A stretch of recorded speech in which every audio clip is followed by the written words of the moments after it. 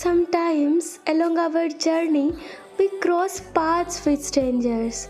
We share stories, we laugh, we dance, and we cry with them out of nowhere, as if life itself planned the moment. And then, just as suddenly, they disappear, like never to return.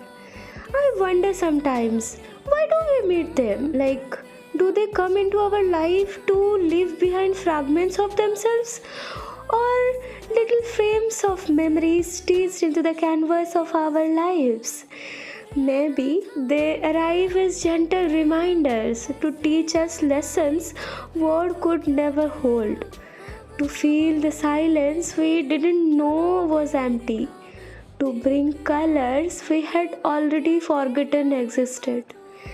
Some leave us lighter, some leave us heavier, but all leave us different than before.